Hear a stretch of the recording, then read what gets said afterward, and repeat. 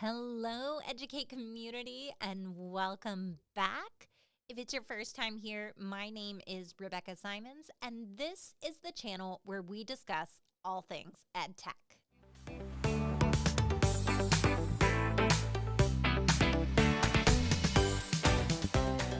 Today, we're talking about how you can unlock the full magic of Google Forms and its integration with Sheets by using add-ons. If you aren't as familiar with Forms or you just want a quick refresher, then we've linked our other videos about Forms, Google Forms 101, and Forms Advanced Topics in the description down below. I've got a jam-packed video for you today. We're going to be covering 8 of my absolute favorite add-ons. I had to work really hard to narrow it down to just these because there are so many great add-ons out there for extending the functionality of Forms.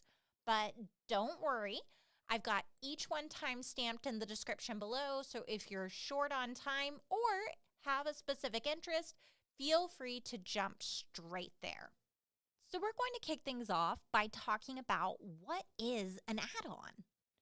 An add-on is essentially a piece of software that integrates with Google Forms or another Google Workspace app to give it additional functionalities.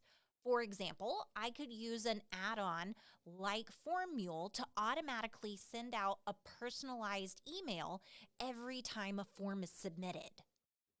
Next, let's talk about how to install an add-on. You have 2 different options for how to approach this. Option number 1 is Google Workspace Marketplace. You can access this site by typing in workspace.google.com/marketplace. Think of Marketplace as a one-stop shop for all of the Google Workspace add-ons. If you know the name of the add-on you're looking for, you can simply type the name into the search bar. When you click on an add-on, it will open a window that will show you a variety of information, such as the Google Workspace apps the add-on will work with, the user rating, number of downloads, a brief description of the app, screenshots, available pricing information, and user reviews. Once you click the install button, you'll be asked to sign in with your Google account and allow the add-on access. If you're interested in seeing what the add-on will ask permission to see, you can click on permissions for a brief overview.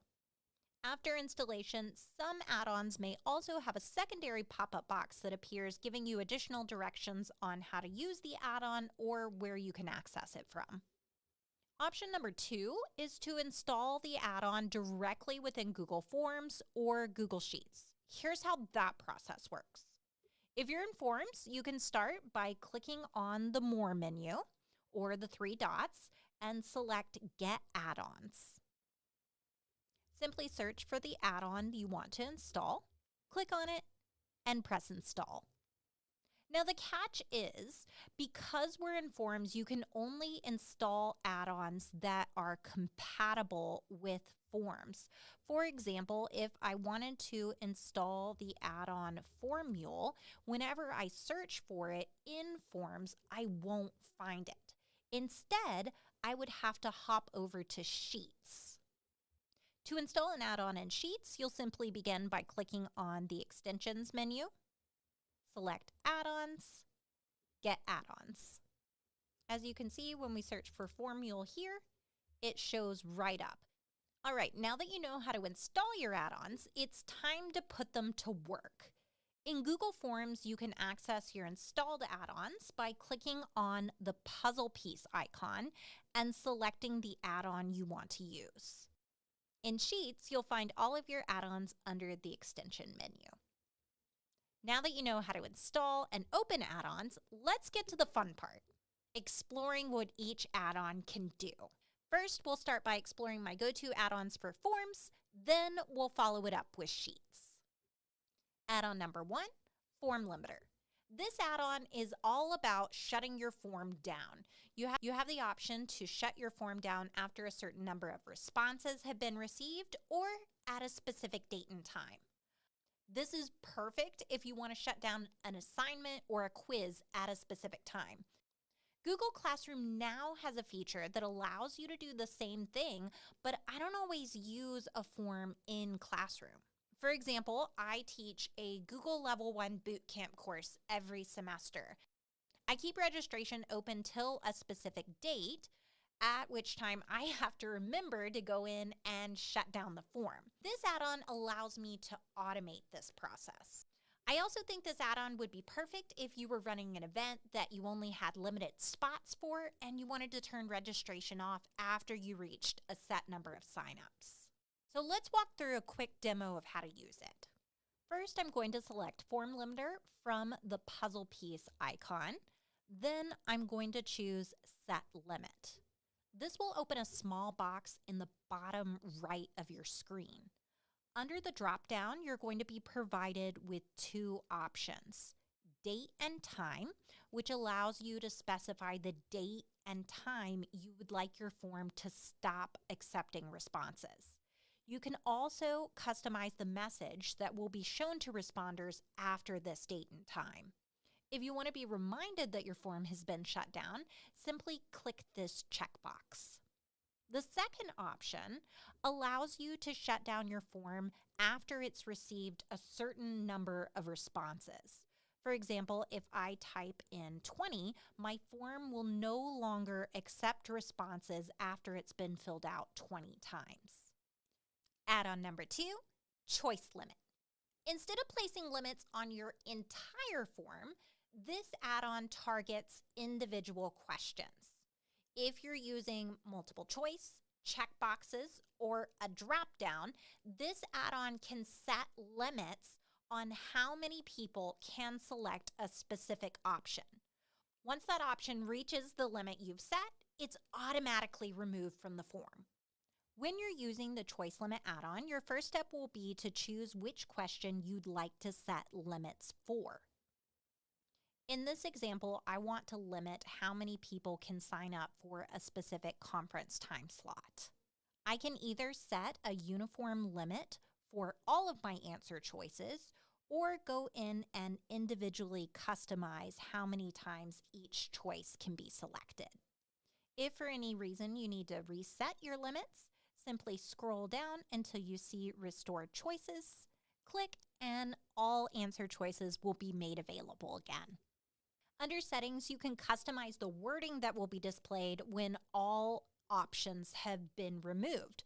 For example, if all my conference time slots were taken, I might put some language like, "All available slots have been filled. Please contact Mrs. Simons to set up an alternative time to meet with my email." I can also check this box to enable email notifications when an answer choice limit has been reached. Quick disclaimer. This add-on does have a few quirks. In the reviews, users said it worked great for small groups, but that it can get kind of glitchy if you're using it with a larger group. Add-on number 3, Payable Forms. This add-on is a fantastic solution if you are looking to collect payments. It creates an easy checkout experience for users, and it automatically syncs payment status to your Google Sheets so you can easily keep track of who's paid. The first time you select this add-on, you'll be prompted to review a few user settings, such as default language, home country, and currency. You'll also be provided with directions on how to format your questions. The add-on will pull the text that appears to the left of any $sign. This will work on multiple choice, checkbox, and drop-down questions. Your first step is to click on the first checkbox, which will automatically complete the following steps. It will make email address required on your form, link your form to a Google Sheet, and add payment information to your Google Sheet so that it can track payments. Here's what that formatted Google Sheet would look like. If you select the next checkbox, it'll generate a variety of samples to give you ideas on how you could structure your questions. If you're already comfortable or know how you want your questions formatted, simply skip this checkbox. The third checkbox, Sync Theme, creates a checkout page that matches the feel of your Google form.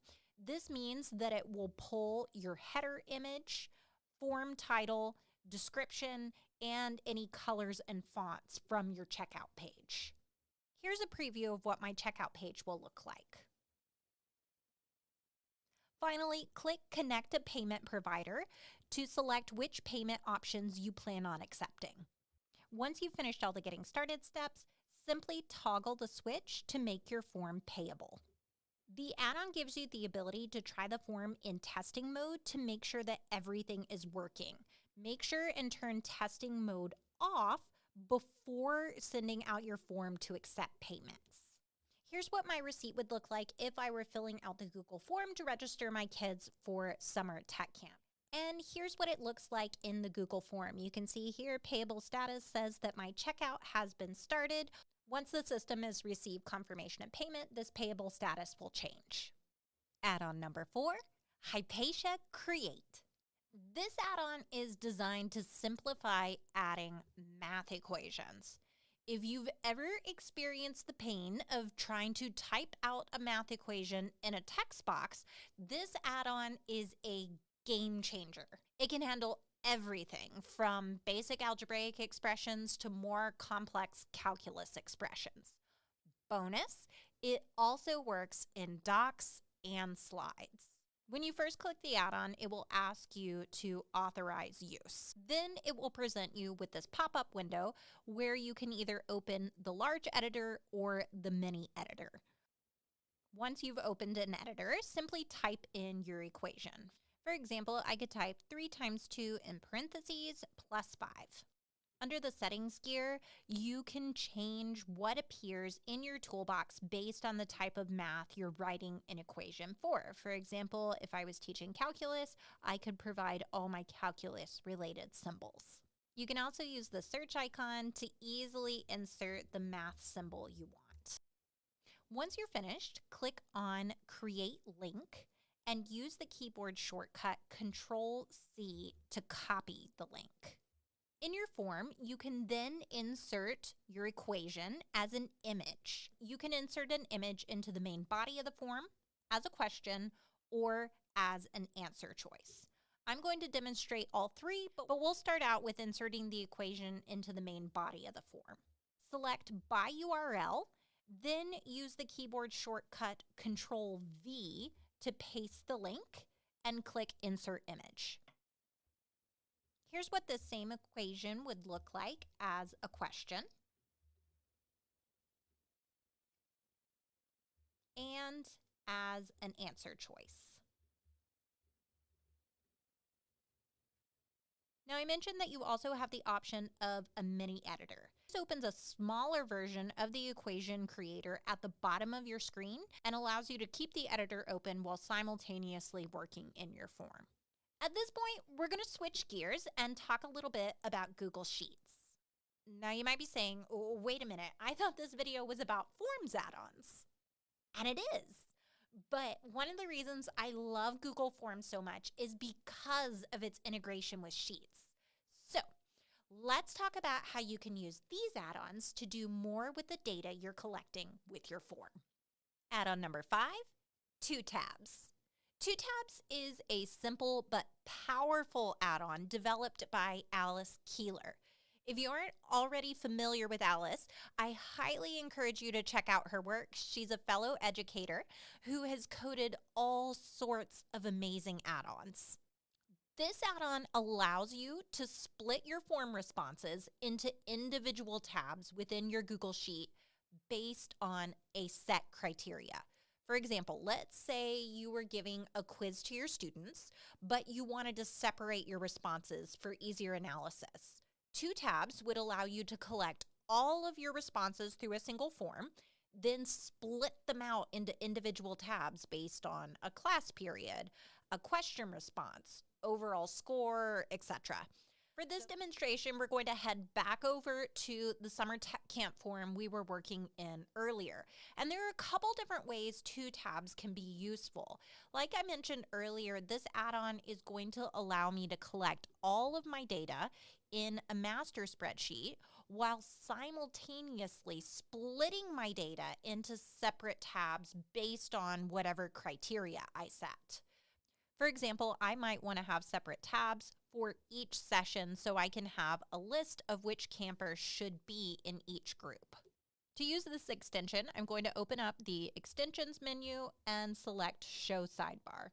From here, I want to make sure that I'm on the tab that's connected to my form. Then I'm going to select the column I want to use to split my responses into tabs. As you can see, the add-on has automatically created a tab down at the bottom for my one morning session that's been selected. At this point, you can go back to the main data set and split your responses by another column, or you could go into one of the tabs that was just created and split your data again. As new responses come in, they'll automatically populate the main response tab and then be sorted into the appropriate sub-tab. This is a great tool for any educator who wants to save some time and automatically organize their data more efficiently. Add-on number 6, copy down. Using formulas and conditional formatting is a powerful way to analyze your form responses in sheets. However, each time you submit a form, it doesn't apply the formulas down the rest of the sheet. This add-on will automatically copy formulas down a column for each new form submission. For example, let's say you wanted to complete an analysis of how students were doing on a specific standard. You could write a formula that calculates your students' accuracy percentage for the questions that target that standard in your assessment. This would allow you to identify which students are struggling with this standard and develop targeted interventions for them. Here's a quick demo of copy down in action. I find this works best if you have at least one submission, so complete a test submission, then you can begin to enter your formulas.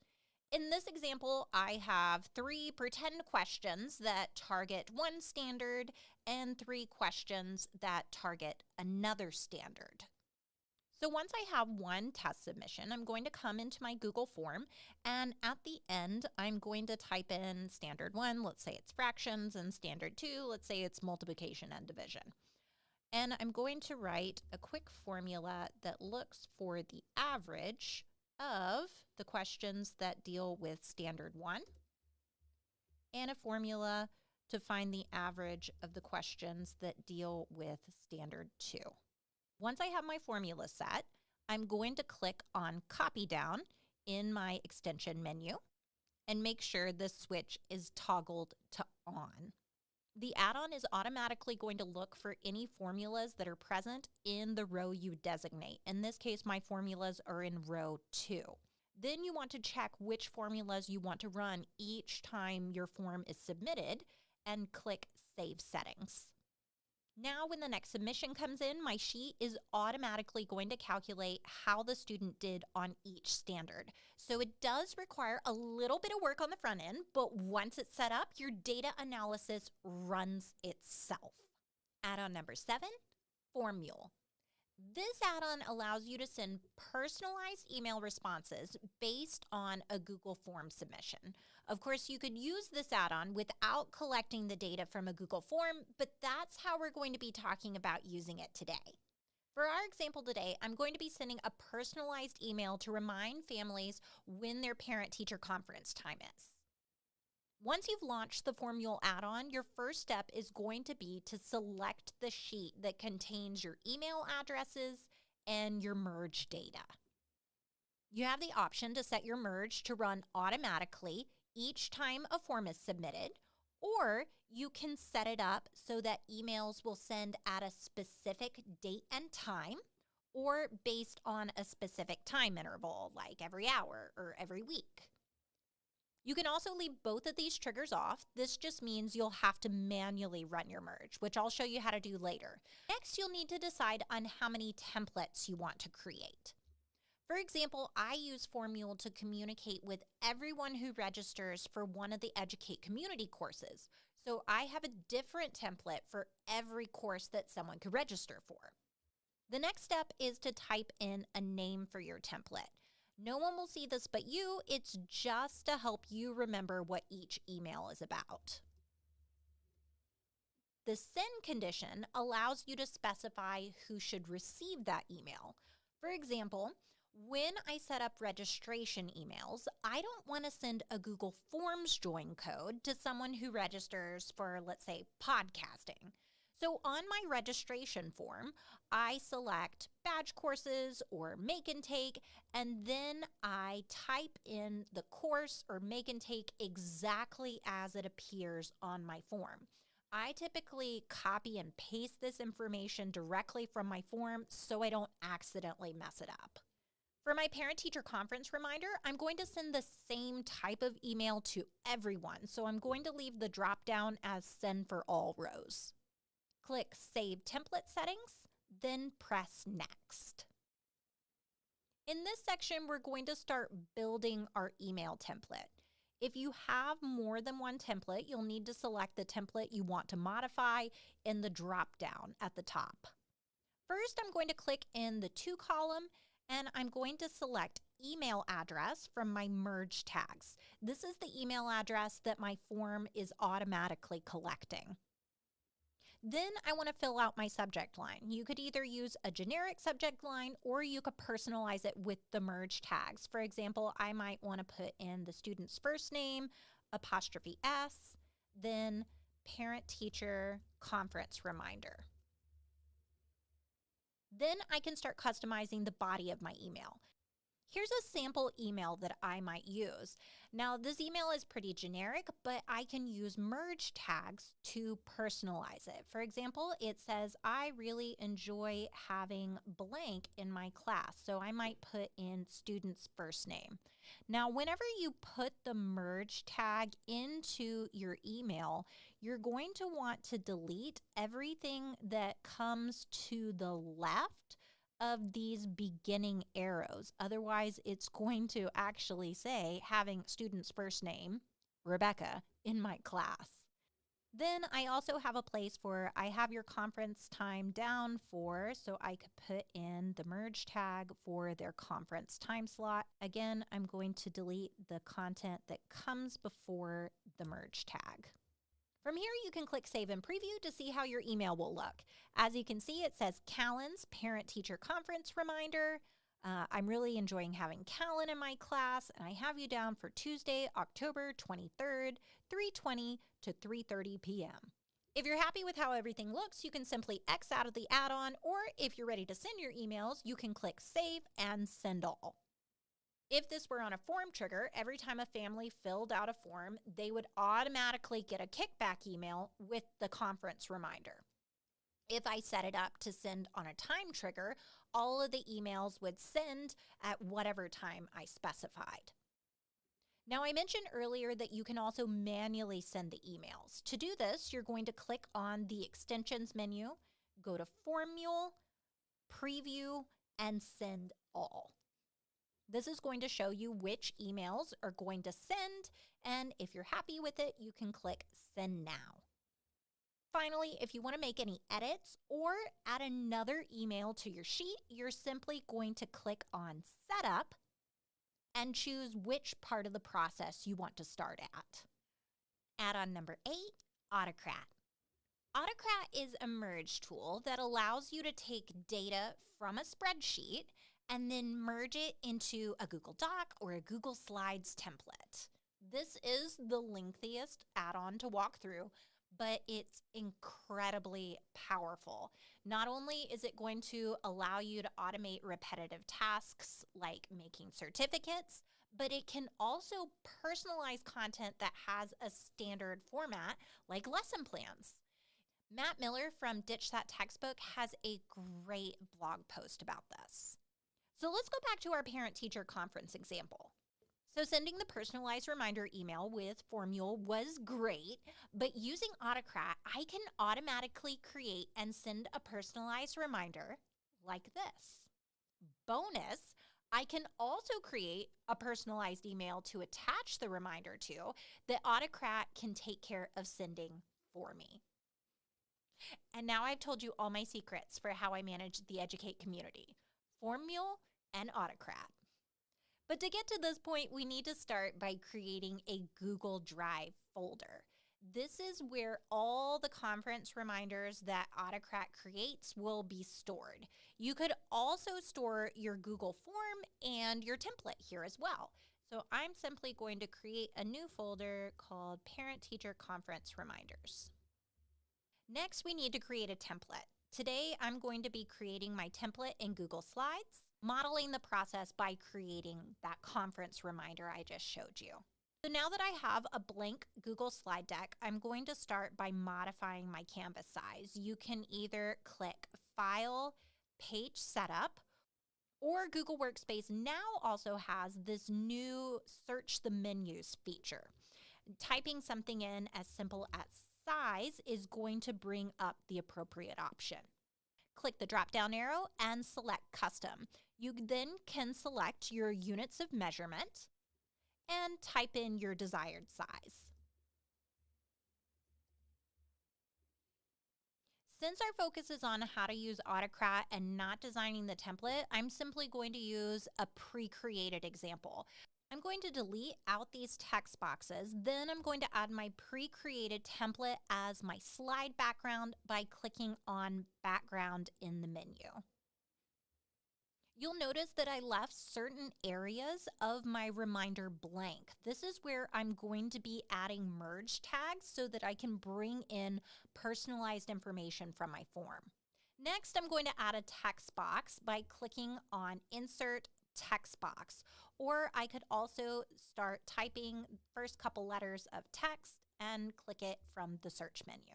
Next, you're going to want to change the alignment in your text box. I'm going to do this by clicking on the drop-down next to the align icon, and I'm going to center align and middle align my text.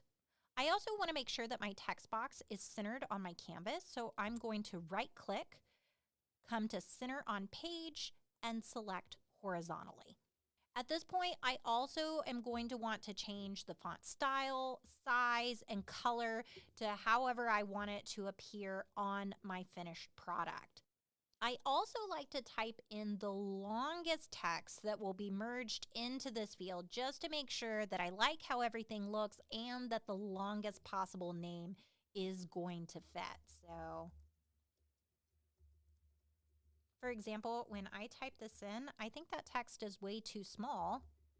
So I may want to beef that up a little bit to size 30. For Autocrat to know which information to pull from the Google Sheet, we're going to use merge tags. And merge tags are identified by these arrows on either side. So anything within the arrows is going to be replaced from information from our sheet. For this template, I want to create a merge field for first name and last name. And you'll notice that I placed a space in between my two merge fields. If I don't put that space, when my content is brought in from my Google Sheet, it will place the first name and last name right next to one another. Then I'm simply going to click Control D to duplicate my text box, and I'm going to drag it down to where my conference time will be placed. And I'm going to run through the same process before. At this point, I would want to change font style, color, size, and then add my merge tag, which would be conference time. All right, now that our template's ready, it's time to set up our Autocrat job. So I'm going to come back over to my Google Sheet and click on Extensions, Autocrat, Launch. Once it opens, select New Job, give your job a name, then click Next. Here's where you're going to select the template you just created. Since I opened it recently, when I click from Drive, it's going to appear in my recent documents. All I'm going to have to do is double click to select it. Otherwise, I would need to scroll up slightly to see the search field where I could then search for the file by name. Step 3 is to link your Google Sheets data to your template. Begin by telling Autocrat which tab your merge data is under and which row your data starts on. Our data is stored under Form Response 1, and our first data row is row 2. In our example, first name should be merged to the student first name, last name to student last name, and conference time to conference time slot. You have several different options for the type of data that Autocrat can merge. We're using the standard option, which is a normal text field. So your data is going to merge into the document exactly as it appears on the spreadsheet. If somebody forgets to capitalize their kid's first name, it's going to show up as not capitalized when it merges. Next, you can specify how Autocrat should name each file it creates. You can use merge tags to customize the file name, or you could just do a generic file name. In this example, I would want each file to have the child's first and last name, then parent-teacher conference reminder. When using merge tags in your file name, the best way to go about it is by clicking this blue sidebar on the left-hand side of your screen. I'm going to right-click to copy, then paste into the field. Right-click to copy again. Don't forget, you have to add spaces if you want a space. So I'm going to put a space between first and last name and paste in student's last name. Then I'm going to finish out my file name by putting '*S, parent-teacher conference reminder. You're then given the option for how you want to save your merged file. Since we're in slides, we're given the option of slides or a PDF. The next option is whether you want each merge to create an individual file. This is classic mode. Or if you want to merge all the reminders into a single PDF, which would be single output mode. Since I want to send a reminder to each parent, I want to stay with this classic mode and keep all of my merge files separate. The next step is to choose a destination folder. Because we created a folder before we even started this process, it shows up in our recents. Click on the folder once, then scroll down and press select. If you click twice, you'll open the folder instead of selecting it as the destination folder, which means you won't be able to select it. The next step is optional, and we're going to be skipping over it, but a dynamic folder reference allows you to drop your merged documents into different folders. For example, let's say you wanted to create parent-teacher conference reminders for the entire grade level because you have a heart of gold, but you want to organize them into folders by homeroom teachers. This would allow you to do that. I'll save the specifics on how to do this for another video. Step number 7 is to set up merge conditions. This is one of my favorite features. Merge conditions means that Autocrat will only complete a merge if the conditions you set are met. For example, for my courses, I set Autocrat to trigger once I type in the date that someone completes a course on. This means that only people who finish the course will get a certificate generated for them, and it allows me to personalize the completion date. As an example, if I were to select conference time slot equals not null, this means that a reminder will only be generated if someone has selected a conference time slot. Step number 8 allows you to share your merged document via email. If I click yes, then I can begin to compose my personalized email by using merge tags. This is really similar to setting up an email in Mule, except we're also going to be sending our personalized PDF. Again, we can click on this blue sidebar and copy and paste to add in our merge tags. Step 9 allows you to customize when Autocrat will run. If you say yes to either of these settings, Autocrat will run the merge sequence for anything that meets your merge conditions, either immediately when the form is submitted or at a specific time interval. If you set both of these settings to no, then you'll have to manually run your job. To manually run your merge job, all you'll do is click on Autocrat under Extensions and click Open. All the existing jobs for your current tab will be listed. All you need to do is click the play button. Autocrat will let you know how many rows are being merged. If you've set up an email, we'll also send the email with the personalized attachment.